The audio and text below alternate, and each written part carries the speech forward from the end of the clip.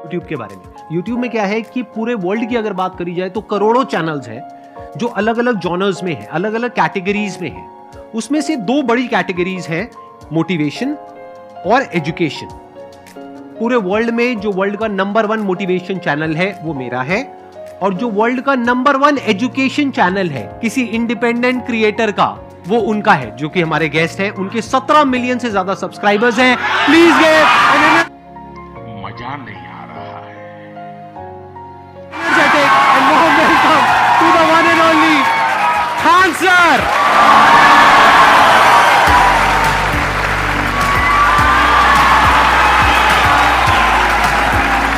क्या हाल चाल जी, कैसे हैं आप?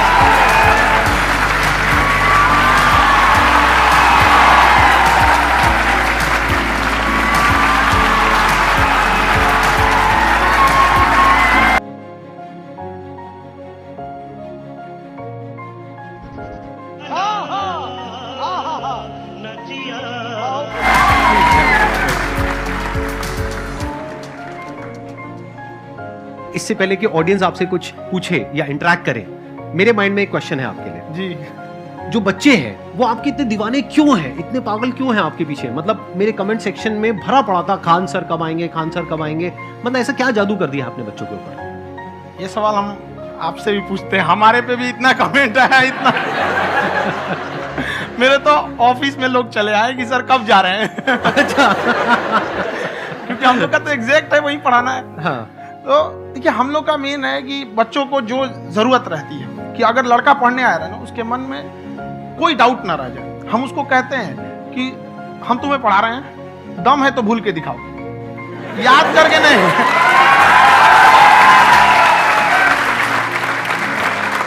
प्लस आप जिस प्राइस पॉइंट पे पढ़ा रहे हैं, आई थिंक वो सबसे कम है, वो बहुत ही कम है। सर, ये जो फीस का कल्चर है, ये हमारा इंडियन कल्चर नहीं है।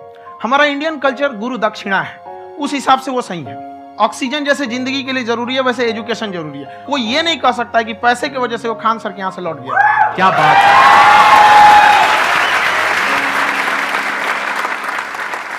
मैंने देखा कि आपका ये जो चैनल है कि ये पिछले 3 साल के अंदर अंदर ही ग्रो किया है। हमको जब चैनल शुरू हुआ तो एक दिन में हम 4-5 वीडियो बनाए।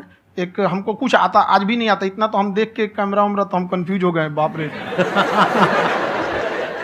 तो हम एक ही दिन में वीडियो शूट किया, पढ़ाने वाला टॉपिक था हमको। उसके बाद कभी वीडियो नहीं, 6-7 वीडियो एक ही बार शूट कर लिए।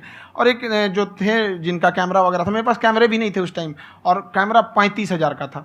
तो 6 महीना इसी में लग गया, जो 35,000 इसी में फंस जाएगा। तो उनके कैमरे से शूट किए, उन्होंने कोई चार्ज लिया। उसके बाद हम छोड़ ही दिए। लॉकडाउन लगा, तब हम कहें आप कैसे पढ़ाएंगे? वो तो 1 दिन 2 दिन करते करते अचानक लंबा हो गया। तब हमको याद आया कि ओहो, मेरा एक चैनल भी है वहाँ पे। तो उस समय उस पर लगभग 30,000 सब्सक्राइबर हो चुके थे। तो जैसे लॉकडाउन लगा तो उस पर पढ़ाना चालू किया, और पता नहीं क्या लोगों को पढ़ाई में इतना इंटरेस्ट आ गया कि आपका स्टाइल ऐसा है थोड़ा सा। आप आई थिंक पढ़ाई के साथ साथ में जो बीच बीच में आप थोड़ा बहुत छोड़ते रहते हैं ना, मतलब जो एंटरटेनमेंट चलता रहता है। ये बात हम देखिए, जब हम गुलाम थे ना, तो अंग्रेजों ने एक चाल चला था कि भारत को हम फिजिकली गुलाम रखेंगे 100-200 साल, मेंटली 1000 साल कर देंगे। उन्होंने पढ़ाई का मॉडल चेंज कर दिया। उन्होंने ऐसा डिजाइन किया कि टीचर की रिस्पॉन्सिबिलिटी है वो पढ़ा के चला जाए। टीचर की रिस्पॉन्सिबिलिटी यहाँ खत्म नहीं हो जाती। पढ़ाना तो कोई भी पढ़ा सकता है, टीचर की इससे बड़ी रिस्पॉन्सिबिलिटी होती है उसे समझाना। वो समझा कि नहीं समझा। अगर लड़का आपके समझाने के बाद डाउट रह गया तो ये आपकी गलती है। लड़का हमसे पूछता है, सर इतनी भीड़ है आपके पास, तो कहे सर डाउट कैसे पूछेंगे? हम कह रहे यार, तुम्हारा डाउट बचेगा तब ना पूछेगा तुम डाउट यहाँ पे।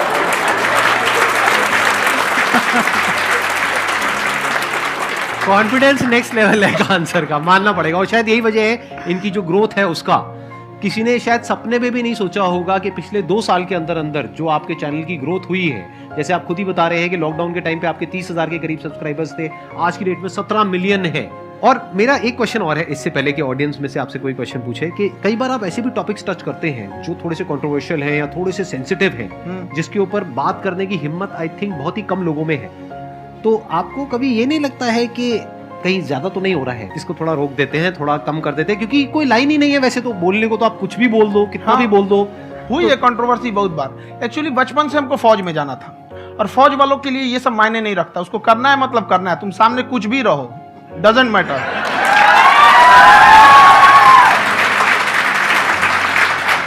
और मैंने YouTube पे देखा कुछ वीडियोस में कि आपका जो इंस्टीट्यूट है वहां पर आज से कुछ साल पहले कुछ बम गिरे थे। हाँ, कुछ गिरे थे, कुछ तो बहुत सॉलिड जगह गिरा था, फटा नहीं वो। मतलब आपके आसपास? हाँ, बम को भी पता है कि टीचर की इज्जत किया जाता है। क्या बात है, क्या बात है।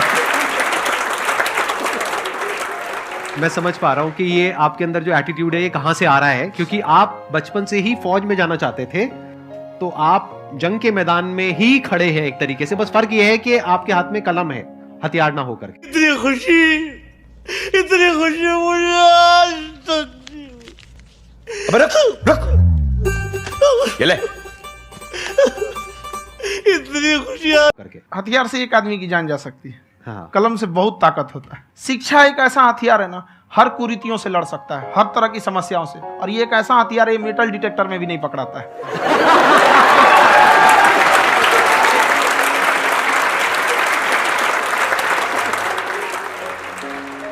मेरा क्वेश्चन ये है कि अभी प्राइवेट ऑर्गेनाइजेशंस में पीटने का, पनिशमेंट का ये सिस्टम जो है खत्म हो गया है। हम आपके वीडियो में देखे हैं सर कि आप एक बड़ा सा रोल रखे रहते हैं, पुलिस है ना? वाला लाठी है वो। अब पुलिस वाला लाठी है और स्टेज पे बुला के बच्चों को उसी से धुनाई शुरू कर देते हैं मस्त एकदम से, है ना?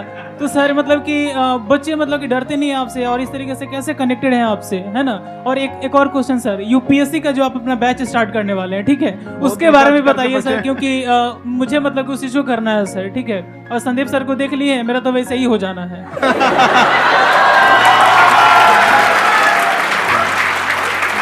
क्या हो जाना है?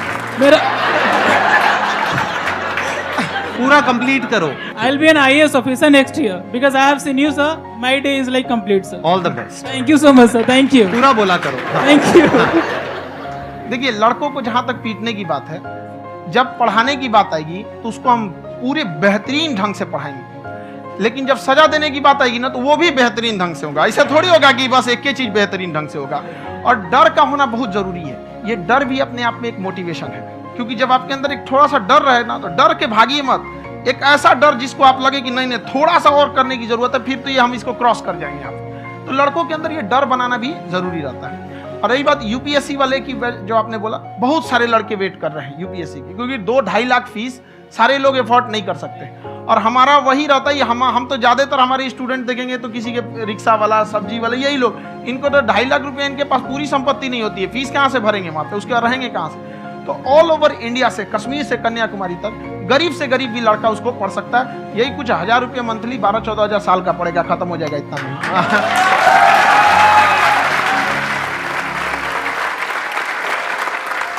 ये जो डंडे वाली बात इन्होंने कही, ये सच है? मतलब आप हाँ, सच में सच एक में। डंडा रखते हो पुलिस का ही है वो।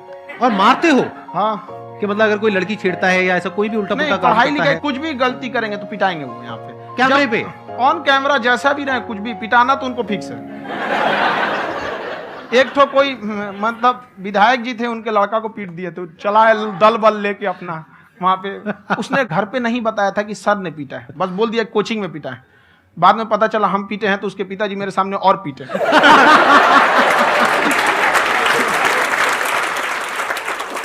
सर आपका सबसे बड़ा डर क्या है, आप दोनों का? फौजी को डरे नहीं लगता है,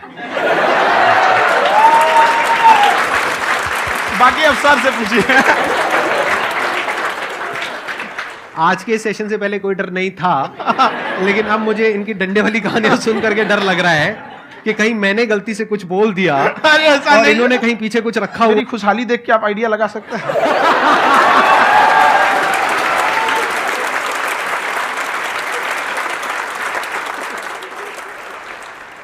first of all I would like to say sir thank you so much to you and to your team कि आपने मुझे यहाँ आने का मौका दिया। एंड सर अब तक मैंने आपको सिर्फ फ़ोन या लैपटॉप में ही देखा है दोनों को, आज फर्स्ट टाइम लाइव देख रही हूँ तो बहुत अच्छा लग रहा है।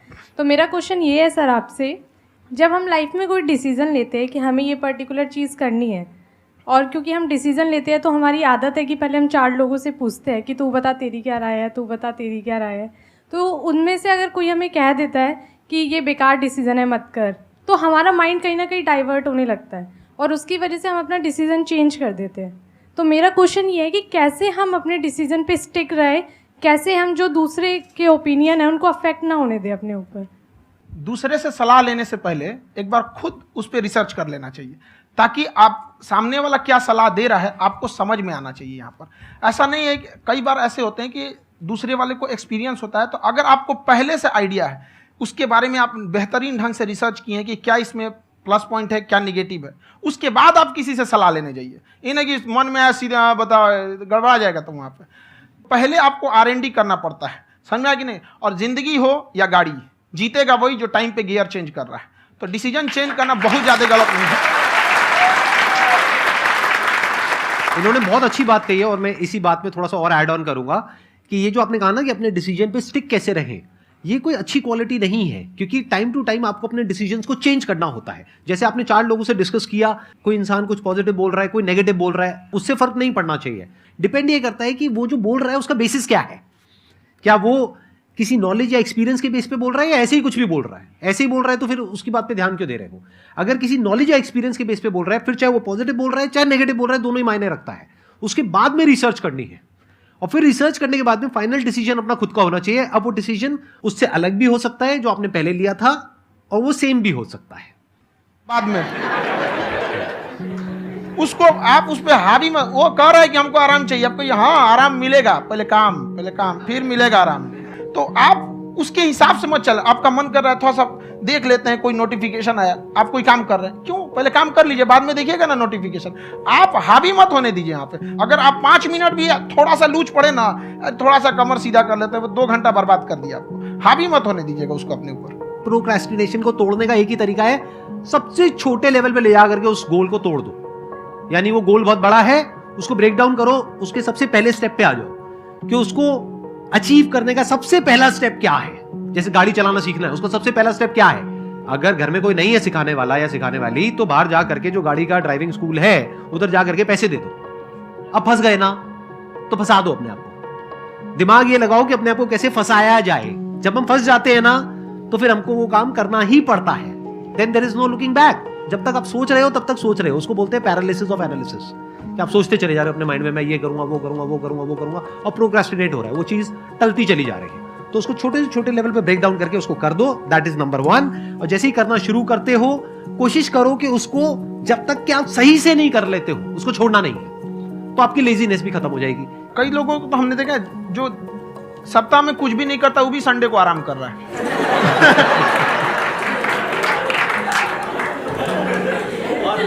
वैसे कहा भी जाता है कि अगर कोई काम आपको करवाना है ना, तो ऐसे किसी इंसान को दो जो बिजी है। हाँ। ऐसे आदमी को मत दो जो खाली है। ये परफेक्ट एग्जाम।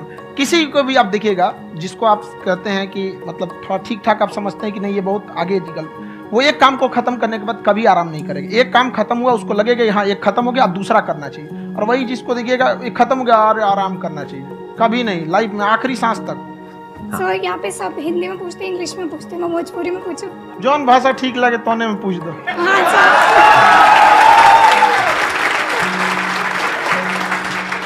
सर ये पूछे के चाहते नहीं कि जैसे हमने के पढ़ाई करी नहीं सर, तो कभी कभी डेली टारगेट्स जो होला वो कंप्लीट ना होला। अगर टारगेट्स कंप्लीट भी होला तो फिर ऐसा इरिटेशन या फिर वो एंजाइटी या फिर कि और करना है या फिर अभी नहीं हुआ, वो चीज़ हमेशा रहेला। तो वो कम कैसे करल जाए? देखिए टारगेट्स को ना हम लोग को एक अपने हिसाब से पहले फिट करना चाहिए। ऐसा नहीं कि दूसरे किसी इंसान को देख के हम टारगेट फिट कर ले। कोई लड़का 8 घंटा पढ़ रहा है, कोई पहली बार अभी पढ़ना ही चालू किया, उसको देख के 8 घंटा पढ़ेगा तो पढ़ाई छोड़ देगा।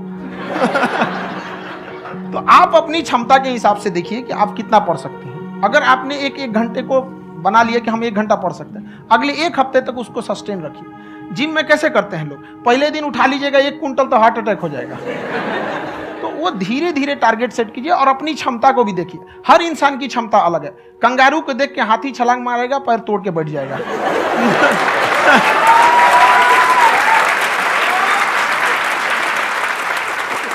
अब संदीप सर का मोटिवेशन देख के इसका मतलब क्या कि ट्रेन के आगे खड़ा हो जाएंगे, ढकेल देंगे तुमको। हालांकि ऐसा कर देते हैं, लेकिन ऐसा करिएगा लोग नहीं, क्षमता पता होना चाहिए। आपके अंदर एंजाइटी हो रही है कि मैंने कर तो लिया है। आप ये नहीं कह रहे कि मैंने कुछ भी नहीं किया है फिर मेरे को एंजाइटी हो रही है। आप ये कह रहे हो मैंने काफी कुछ कर लिया है फिर भी एंजाइटी हो रही है कि कहीं कुछ छूट तो नहीं गया है। तो बेसिकली आपको ये देखना है कि अगर आपके अंदर ये एंजाइटी हो रही है, that means you are a very good student. आप एक अच्छे स्टूडेंट हो। क्यों? क्योंकि बहुत सारे स्टूडेंट्स तो ऐसे हैं, उनको पढ़ने के नाम से एंजाइटी होती है। तो आपको एंजाइटी हो रही है कि मैंने पढ़ लिया, दिन में मानो 8 घंटे का आपने टारगेट सेट किया और 6 घंटे पढ़ लिया, या मान लो 8 घंटे भी पढ़ लिया, फिर भी एंजाइटी हो रही है कि मैंने 10 घंटे नहीं पढ़ा। तो ये तो अच्छी क्वालिटी है ना, ये तो एक ब्रिलियंट स्टूडेंट की क्वालिटी है, क्योंकि एंजाइटी उसी को होती है जो केयर करता है, जिसको परवाह है, उसी की तो एंजाइटी होती है। जैसे माँ को अपने बच्चे की, जैसे एक माँ को अपने बच्चे के, जैसे एक माँ को अपने बच्चे को लेकर के एंजाइटी होती है। हंस लो मजाक उड़ा लो मेरा। कोई बात नहीं, एडिट कर देंगे इसको हम। हाँ।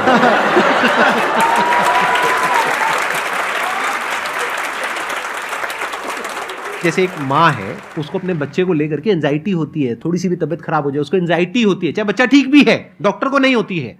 क्यों? क्योंकि माँ को उस बच्चे से प्यार है। तो दैट मीन्स कि आप अपनी पढ़ाई को लेकर के सीरियस हो, इस वजह से आपके अंदर एंजाइटी हो रही है, विच इज नॉर्मल। जहां पर प्यार मोहब्बत होती है वहां पर थोड़ी बहुत एंजाइटी तो होती ही है ना। समझ रहे हो ना मैं क्या कहना चाह रहा हूं? आप लोग समझ रहे हो ना मैं कहां जा रहा हूं? जब वो किसी और से बात करती है तो एंजाइटी होती है ना।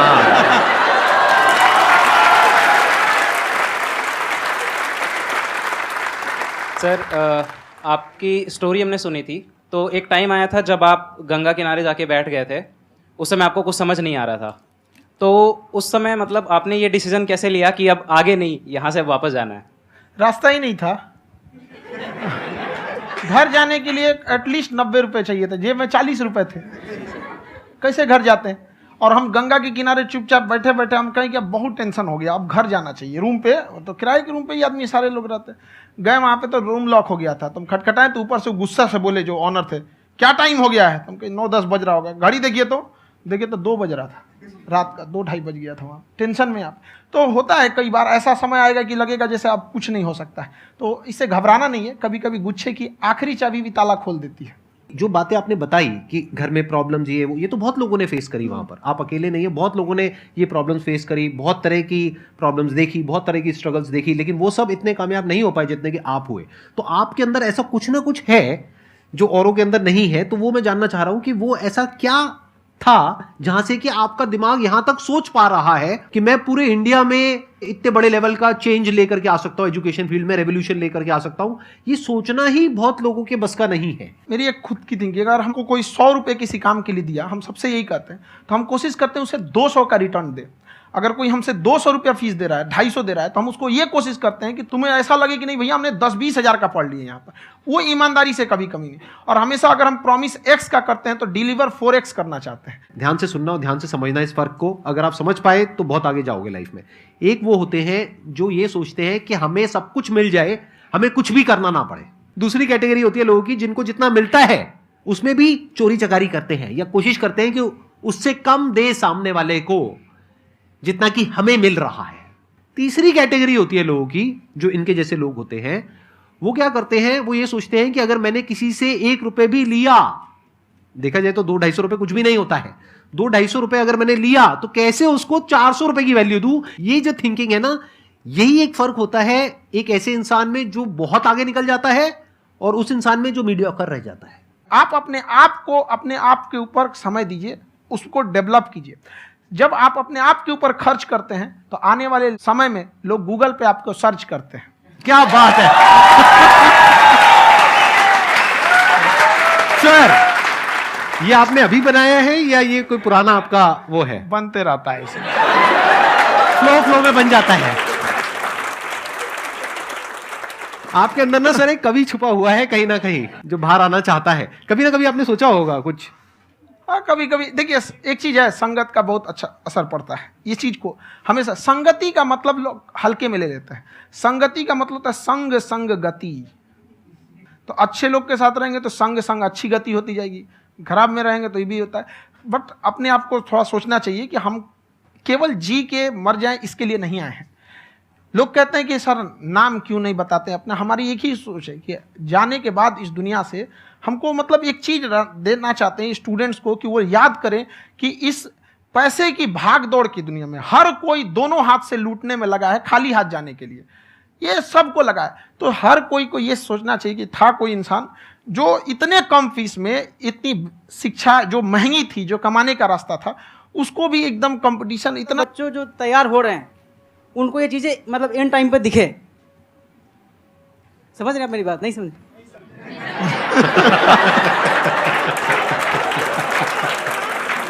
यही होता है सर, सर का मोटिवेशन ज्यादा हो जाता है।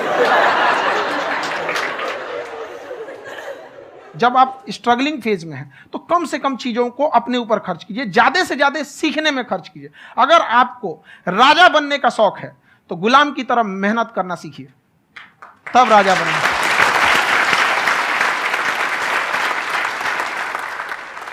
ये दुख, ये दर्द, ये सब तेरे अंदर है। तू अपने बनाए इस पिंजड़े से बाहर निकल के देख, तू अपने आप में एक सिकंदर है।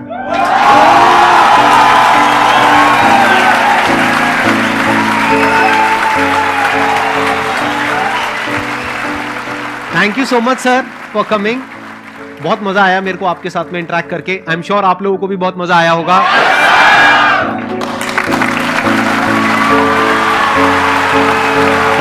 Thank you so much ji.